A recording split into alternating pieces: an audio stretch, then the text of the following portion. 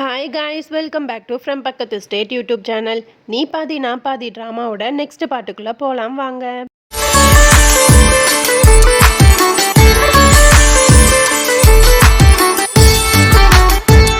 Opening சீனில் நம்ம சக்தியையும் மந்திராவையும் தான் காட்டுறாங்க. மந்திராவை பற்றின எல்லா உண்மையுமே சக்திக்கு தெரிஞ்சிருச்சு. அதனால சக்தி ரொம்பவே கோவமாகவும் அழுதுகிட்டே பேசிகிட்டு இருக்கா.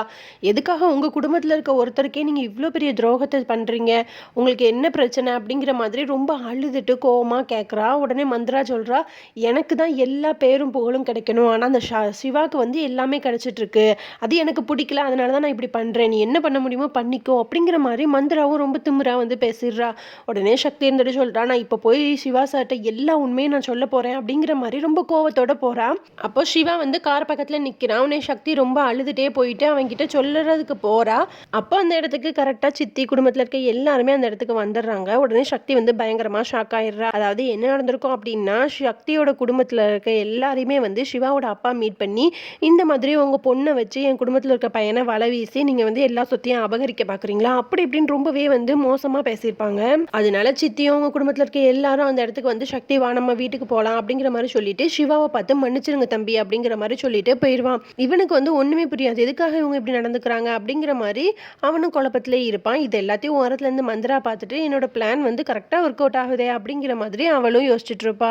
அதோட சிவா வீட்டுக்கு வருவான். வந்த உடனே அவன் தம்பிக்கார இருந்துட்டு இந்த மாதிரி அவங்க அப்பா இப்படிலாம் பண்ணிட்டாரு சிவா அப்படிங்கிற மாதிரி சொன்ன உடனே இவனுக்கு பயங்கரமாக கஷ்டமாயிரும். அப்போ கரெக்டாக அந்த இடத்துக்கு மந்திராவும் வந்துடுவா. வந்துட்டு இந்த மாதிரி என்னப்பா அவங்க அப்பா இப்படி தெரியாதனமா இப்படி பேசிட்டாங்க, நம்ம நாளைக்கு சக்தி வீட்டுக்கு போயிட்டு அவங்க குடும்பத்திற்கு எல்லாத்தையும் ஒரு சாரி கேட்டுட்டு வந்துடலாம் அப்படிங்கிற மாதிரி சொல்லி அவனை நல்லவ மாதிரி இவ நடிச்சிருவா. உடனே இவனுக்கு நம்ம சித்தி நமக்காக இவ்வளோ பண்றாங்களே அப்படிங்கிற மாதிரி ரொம்பவே ஹாப்பி ஆயிரும். அதுக்கப்புறம் நெக்ஸ்ட் டே ஆகுது. கரெக்டாக சிவாவும் மந்திரா எல்லாருமே சக்தியோட வீட்டுக்கு போயிட்டு அங்கே இருக்க எல்லாத்தையும் அப்படி மன்னிப்பு கேட்குறாங்க. சிவாவும் எல்லாத்தையும் மன்னிப்பு கேட்குறான். இதெல்லாம் பார்க்கும்போது சக்திக்கு பயங்கரமாக கோவம் வருது. இந்த மந்திரா ரொம்ப மோசமாக இருக்காளே, இப்படி நல்லவ மாதிரி சிவா கிட்ட ஆக்டிங் பண்ணுறதுக்கே இப்படி நம்ம வீட்டுக்கு கூட்டிகிட்டு வந்திருக்காளே அப்படிங்கிற மாதிரி யோசிச்சுட்டு இருக்கா. அதோட நெக்ஸ்ட் டே ஆகுது. சிவா ஹாஸ்பிட்டலில் போயிட்டு யார் சக்தியை அந்த ரூமில் போட்டு அடைச்சா அப்படிங்கிற மாதிரி சிசிடிவியை செக் பண்ணலாம் அப்படிங்கிற மாதிரி செக் பண்ணிட்டு இருக்கான். அப்போ கரெக்டாக சக்தி உள்ளே வந்துடுறா. வந்துட்டு ரெண்டு பேரும் சேர்ந்து செக் பண்ணுவோம் அப்படிங்கிற மாதிரி ரெண்டு பேரும் ஒருத்தருக்கு ஒருத்தர் பேசிகிட்டே இருக்காங்க. அந்த ஃபுட்டேஜ் ஓடிட்டே இருக்குது. அப்போ மந்திரா தான் கூட்டிகிட்டு போய் உள்ளே தள்ளுறது எல்லாமே ஓடிடுச்சு. ஆனால் அதை சிவா பார்த்துருக்க மாட்டான். அந்த இடத்துல கரெக்டாக பவர் கட் ஆயிடும். உடனே ரெண்டு பேரும் வெளியே போவாங்க. பார்த்தா குடும்பத்தில் இருக்க எல்லாருமே இருப்பாங்க. அவங்க அப்பா சிவாவை பார்த்துட்டு ஒரு மாதிரி பார்த்துட்டு அந்த இடத்த விட்டு போயிடுவாரு. அதுக்கப்புறம் பார்த்தா ஹாஸ்பிட்டலில் ரொம்பவே சீரியஸான ஒரு மீட்டிங் நடந்துட்டு இருக்கும். அதில் சிவாவும் பேசிகிட்டு இருப்பான். சக்தி வெளியே நின்றுட்டு இருப்பா. அப்போ நியூஸில் ஒரு நியூஸ் போகுது. அதை பார்த்துட்டு இவ பயங்கரமாக ஷாக் ஆகுறான். அந்த நியூஸில் வர ஒரு பொண்ணு இவளுக்கு ரொம்பவே தெரிஞ்ச பொண்ணாக இருக்கும். அவள் யாரையோ கொலை பண்ணிட்டா அப்படிங்கிற மாதிரி நியூஸில் வரும். அதை பார்த்துட்டு இவ ஐயோ இவங்க இப்படி பண்ணுறவங்களே கிடையாது, எப்படியாச்சும் இவங்களை காப்பாற்றணுமே அப்படின்னு சொல்லிட்டு சிவாட்ட சொல்லலாம் அப்படிங்கிற மாதிரி வருவான். அவன் சீரியஸான மீட்டிங்கில் இருக்கான்ல. உடனே அவனுக்கு எல்லா விஷயத்தையும் மெசேஜில் போட்டுட்டு இவன் அந்த இடத்துல போயிடுவா. போயிட்டு அந்த கேஸ் போட்டிருந்த பொண்ணையும் காப்பாற்றி ஒரு காரில் கூட்டிகிட்டு வந்துட்டு இருப்பாங்க. அப்போ கரெக்டாக எதிர்த்தாப்புல ஒரு ஆம்புலன்ஸ் வரும். அதுக்குள்ளே நம்ம சிவா தான் இருப்பான். சிவா மெசேஜை பார்த்துட்டு உங்களுக்கு ஹெல்ப் பண்ணலாம் அப்படிங்கிற மாதிரி வந்திருப்பான். இந்த மாதிரி ஆம்புலன்ஸில் போனோம் அப்படின்னா யாருமே நிப்பாட்ட மாட்டாங்க, போலீஸ் யாருமே செக் பண்ண மாட்டாங்க அப்படிங்கிற மாதிரி சொல்லி சிவா அந்த ஆம்புலன்ஸை எடுத்துகிட்டு வந்திருப்பான். அதில் கூட்டிகிட்டு போய் அந்த பொண்ணையும் காப்பாற்றிடுவாங்க. காப்பாற்றிட்டு சிவாவும் சக்தியும் காரில் வந்துட்டு இருப்பாங்க. இப்போ ரொம்ப எக்ஸைட்மெண்ட்டாக ரெண்டு பேரும் ரொம்பவே மனசு விட்டு ஜாலியாக பேசிகிட்டே வராங்க. அதுக்கப்புறம் சிவாவோட வீடும் வந்துடுது. உடனே சிவா இறங்குறான். வெளியே பார்த்தா தம்பிக்காரன் ரொம்பவே பதட்டமாக நின்றுட்டு இருக்கான். உடனே சக்திக்கு ஏதோ தப்பாக படுத்து, என்னாச்சு, எதுக்காக நீ இப்போ பதட்டமாக இருக்க அப்படின்னா, அதெல்லாம் ஒன்றும் இல்லையே, நீங்கள் ரெண்டு பேரும் எதுக்காக இப்போ இங்கே வந்தீங்க, உங்கள் ரெண்டு பேரையும் சேர்த்து எங்கள் குடும்பத்தில் இருக்க யாராவது பார்த்தாங்கன்னா பெரிய இஷ்யூ ஆயிடும் அப்படிங்கிற மாதிரி அவனும் சொல்கிறான். உடனே சிவா நீ சக்தி நீ போயிட்டு வா அப்படிங்கிற மாதிரி சொல்லி காரில் அனுப்பியும் வச்சிடறான். அதுக்கப்புறம் இங்கே சக்தியை தான் காட்டுறாங்க. அவள் வீட்டுக்கு வந்திருக்கா. அப்போ அவங்க சித்திக்காரங்க வா நம்ம அக்காவுக்கு என்கேஜ்மெண்ட் ஆக போகுது, மாப்பிள்ளை வீட்டில் போய் பேசிட்டு வரலாம் அப்படிங்கிற மாதிரி கூட்டிகிட்டு போகிறாங்க. ஆனால் அக்கா கறிக்கு சுத்தமாக இஷ்டம் இல்லை. இவளுக்குமே எதுக்காக நீங்கள் இந்த மாப்பிள்ளையை பார்க்குறீங்க, வேற மாப்பிள்ளை பாருங்க அப்படிங்கிற மாதிரிலாம் இவளும் சொல்கிறா. ஆனால் சித்திக்காரங்க கேட்க மாட்டாங்க. இந்த மாதிரி இன்னும் 1 வீக்கில் கல்யாணம் நடக்க போகுது அப்படிங்கிற மாதிரி சித்திக்காரங்க கல்யாண வேலையெல்லாம் பார்த்துட்டு இருக்காங்க. அப்போ சித்தப்பா இந்த மாதிரி சிவா சார் வீட்டில் இன்னைக்கு ஒரு பூஜை இருக்குது, நான் இம்பார்ட்டனாக போய் ஆகணும் அப்படிங்கிற மாதிரி சொல்லிட்டு அவசர அவசரமாக கிளம்பி போகிறாங்க. உடனே சக்திக்கு என்னது பூஜையா, இன்னும் எல்லாமே தப்பாக நடக்கிற மாதிரியே மனசுக்குள்ளே தோணுதே அப்படிங்கிற மாதிரி யோசிச்சுட்டு இருக்கா. அப்போ கரெக்டாக சித்தப்பாக்காரர் ஒரு பூஜை சாமானை மறந்து வச்சுட்டு போயிடுவாங்க. உடனே சக்தி நான் போய் கொடுத்துட்டு வரேன் சித்தி அப்படிங்கிற மாதிரி எடுத்துட்டு சிவாவோட வீட்டுக்கு வந்துட்டு இருக்கா.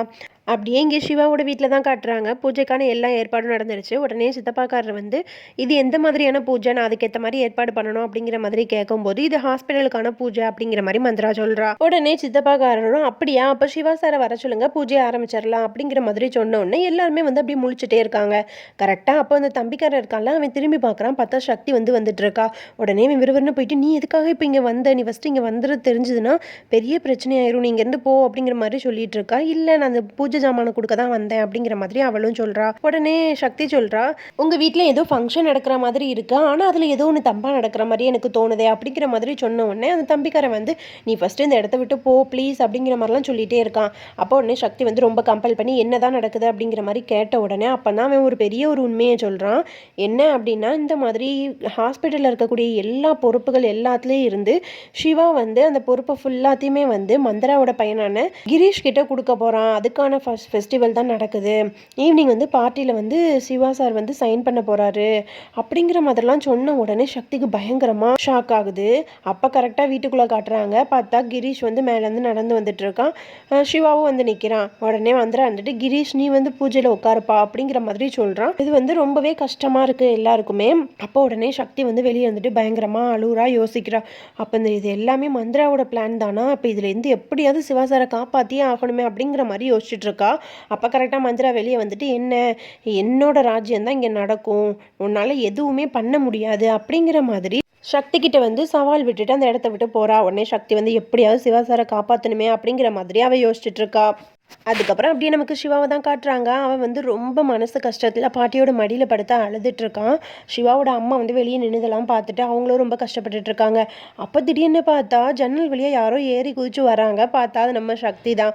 அவள் வந்து உள்ளே வந்துட்டு பாட்டியோட காலில் விழுந்து ஆசீர்வாதம் வாங்குறா. அதுக்கப்புறம் சிவாவோட அம்மா காலில் விழுந்தும் ஆசீர்வாதம் வாங்குறா. உடனே பாட்டி வந்துட்டு உன்னால தான் எல்லா பிரச்சனையும் அப்படி இப்படின்ட்டு சொல்லிட்டு இருக்காங்க. உடனே சக்தி வந்து பாட்டிக்கிட்ட வந்து ரொம்பவே சாரி கேட்குறா. அவங்க பேரனுக்கு வந்து என்னால் தான் நிறைய கஷ்டம், இப்போ அதனால தான் வந்து இந்த ஹாஸ்பிட்டல் இந்த பொறுப்பு எல்லாமே கைவிட்டு போகுதுன்னு எனக்கு தெரியும், என்னை மன்னிச்சிடுங்க அப்படிங்கிற மாதிரி சொல்லிட்டு சிவா கிட்ட வந்து பேசுகிறா. அந்த மாதிரி நீங்கள் வந்து இதை ரிசைன் பண்ணவே கூடாது. அந்த ஹாஸ்பிட்டலுக்கு வந்து எல்லாரும் பணத்துக்காக வேலை பண்ணுறாங்க, ஆனால் நீங்கள் மட்டும்தான் வந்து அதை ஒரு உணர்வாக மதித்து ஒரு சேவையாக பண்ணிகிட்ருக்கீங்க. அதனால நீங்கள் இன்றைக்கி நைட்டு 7:30 மணிக்கு நீங்கள் ரிசைன் பண்ணக்கூடாது, அந்த ஹாஸ்பிட்டல் வந்து நீங்கள் தான் பார்த்துக்கணும் அப்படிங்கிற மாதிரி அவர் ரொம்பவே மோட்டிவேட் பண்ணி பேசிகிட்டு இருக்கா. ஆனால் சிவா வந்து மனசு மாறதா இல்லை.